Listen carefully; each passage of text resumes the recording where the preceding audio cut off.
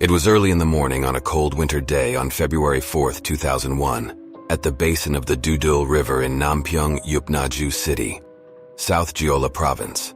It's one of those moments that stays with you forever. The body of a young high school girl, surnamed Pak, just 17 years old at the time, was tragically discovered. She was lying face down in the water, and shockingly, she was completely naked, save for her stockings. As the investigation unfolded, the evidence revealed a heartbreaking and disturbing story. There was evidence that showed she had been strangled, and her death was determined to be by drowning. To make matters worse, semen presumed to be from the suspect was found in Pak's body as well as the DNA. With such crucial evidence, the police were hopeful that they would soon apprehend the culprit and bring justice to this young girl's untimely end. The authorities didn't waste any time and launched a massive investigation, determined to find the person responsible for this heinous crime. However, despite their best efforts and countless hours of investigation, the case slowly turned into an unsolved mystery with many lingering questions. The weeks turned into months, and the months into years, but the answers continued to elude the investigators. The community was left in shock and disbelief that such a terrible crime could remain unresolved for so long. Despite the initial optimism, the case remained open, and the suspect remained at large, leaving a cloud of fear and uncertainty in the area. First off, Pak was living in Guangzhou, but her body was found in Naju, and this perplexed investigators because it was more than 15 kilometers away from her home. But there was one crucial lead: a 17-year-old boy who claimed to have seen Pak with two men in front of a butcher shop in the Namgo district, Guangzhou, at around 11:30 p.m. on the night before her body was found. Even though police had this witness's testimony as well as DNA evidence, they could not find the suspect after more than a month of looking into the case. Adding to the challenge, technology in 2001 didn't allow them to retrieve fingerprints from a drowned body like Pak's. Moreover, there seemed to be no apparent connection between Pak, who lived in Guangzhou, and the city of Naju where her body was discovered. The case seemed like an unsolvable mystery, and progress was minimal. The situation remained stagnant, and over time, people started forgetting about the case. However, everything changed in 2010 when the DNA Identification Act was passed in South Korea. This law paved the way for the establishment of a DNA database system to tackle violent crimes that had long remained unsolved. Thanks to this breakthrough legislation, the police were now able to collect DNA samples from individuals charged with violent offenses.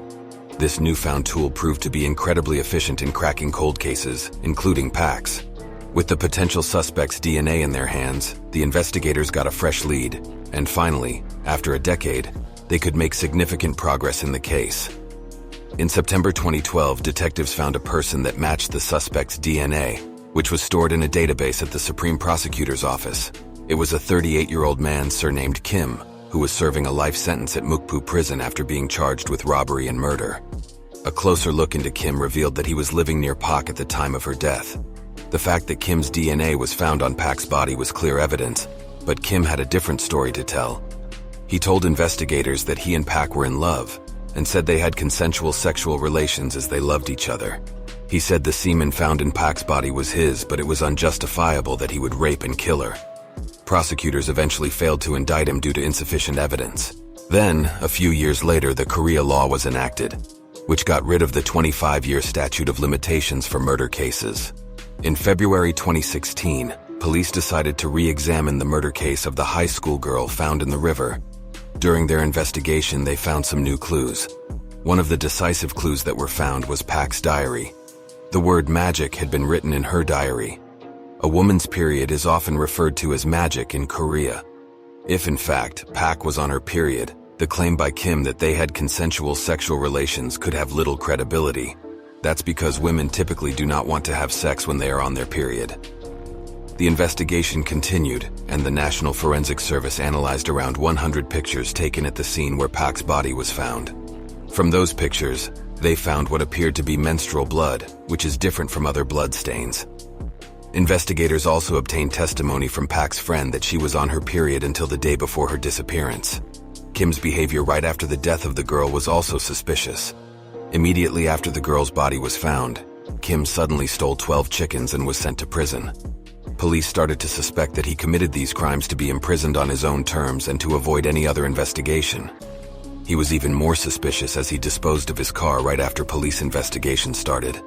At the time, there were reports that a car was spotted driving along the river several times before the girl's body was found. Also, the method of Kim's 2003 pawnshop owner murder and the Deulgang River murder case was similar. In both cases, the victim's body was found naked, and both victims were strangled to death. He was already serving a life sentence, and he denied the latter murder case. And he acquired certificates during his imprisonment, showing that he tried to get released as he was a model prisoner. Finally, on August 7, 2016, 15 years after the girl's body was found, prosecutors indicted Kim. A decisive testimony was provided at this time. A prisoner who shared a cell with Kim while he was on trial came forward. That prisoner testified that Kim had admitted his crime to him. The prisoner knew how Kim met Pak, why he killed the girl, and every single detail about the case. There were even notes written detailing how Kim will be investigated and what the court process would look like, and this was submitted as evidence. 피해자가 집에서 외출할 당시 인터넷 채팅 사이트를 접속을 했는데 김 씨가 그 무렵 여자친구를 만날 당시 피해자와 동일한 채팅 사이트를 접속하여 만난 사실을 확인을 했었습니다. 범행 당일에도 피해자를 만났을 때 아마 인터넷 채팅 사이트를 접속해가지고 만났을 것이라고 이렇게 판단을 했던 것입니다. The prisoner said he disclosed it all given how cruel and brutal the crime was. But Kim continued to deny any involvement, saying his prison mate had ill feelings for him and made a false statement. And on top of that, there was a decisive expert analysis which was accepted as evidence in court. On November 7th, a forensic expert said evidence suggested that the murderer killed Pak within 2 to 3 minutes after raping her. That's because her menstrual blood and semen found inside her body were not mixed at all. This also meant that it was Kim who had sex with her 2 to 3 minutes before her death, and he was likely the one who strangled her to death. 정액하고 혈액이 서로 이렇게 완전히 섞이지 않고 서로 맞대고 있다지, 면으로. 시간이 지났으면 사람이 조금이라도 움직일 테니까 정액하고 피하고 섞여야 되겠지. 그렇게 섞일 시간도 없이 사정하고 나서 빠른 시간 내에 죽어야 이런 형태가 되지 않겠느냐. 그 얘기는 성교하고 사정을 하고 나서 바로 죽은 거 아니야.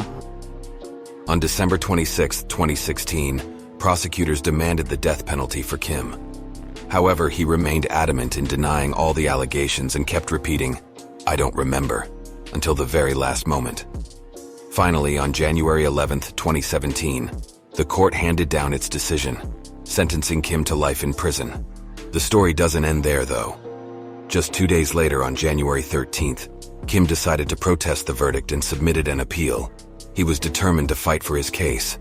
However, after a series of proceedings on December 22nd, the Supreme Court upheld the original judgment, confirming Kim's life imprisonment sentence. And that was the final ruling in the courtroom. The Deulgang River High School girl murder case was unsolvable in the beginning due to a lack of investigative technology at the time. And for a long time, it remained unsolved until a turning point led to a verdict. But in 2009, Pak's father is said to have committed suicide after dealing with the sadness of his daughter's death for years. And so, even though the case has come to a close, it's a sad and regrettable one, as there's no one to be happy about it. That's all for today. Thanks for watching.